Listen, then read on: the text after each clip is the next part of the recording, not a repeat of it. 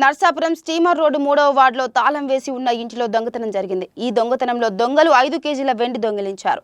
బాధితుడు ఎర్రాప్రగడ వెంకటరత్నం పోలీసులకు ఫిర్యాదు చేయడంతో పోలీసులు చాకచక్యంగా వ్యవహరించి సీసీ కెమెరాలో రికార్డైన దృశ్యాల ఆధారంగా దొంగను పట్టుకొని దొంగిలించిన సొత్తు స్వాధీనం చేసుకున్నారు.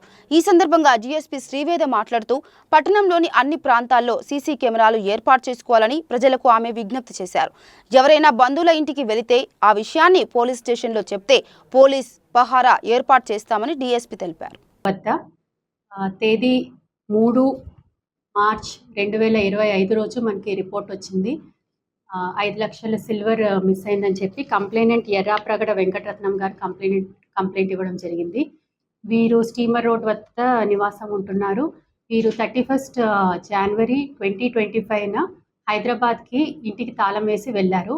వెళ్ళిన తర్వాత తిరిగి 2 మార్చ్ 2025 చూసుకోగానే ఇంట్లో చోరీ జరిగినట్టు దాంతో పశ్చిమ గోదావరి జిల్లా మనకు వచ్చిన రిపోర్ట్ ప్రకారము ఎస్పీ గారి నేతృత్వంలో అడిషనల్ ఎస్పీ సార్ గైడెన్స్లో మన నర్సాపురం టౌన్ సిఏ గారు, మన టౌన్ ఎస్ఐ గారు వాళ్ళు ప్లస్ మన టీం ఫామ్ చేయడం జరిగింది.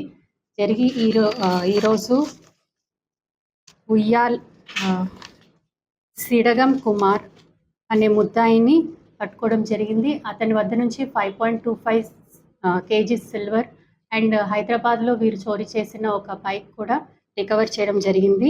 ఇంకో 2 ముద్దాయిలు పరారీలో ఉన్నారు. వాళ్ళ పేర్లు ఉయ్యాల రాజేష్, యాలంగి కృష్ణబాబు అనే ముద్దాయిలు పరారీలో ఉన్నారు.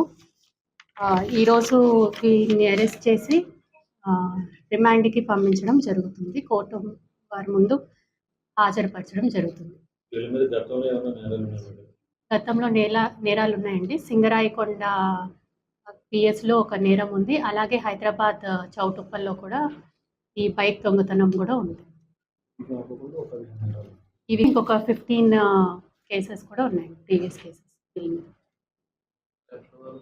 ఇక్కడ హనుమాన్ స్టాచ్యూ ఉంది కదండి మన టౌన్ దగ్గర, అక్కడ దొరకడం జరిగింది.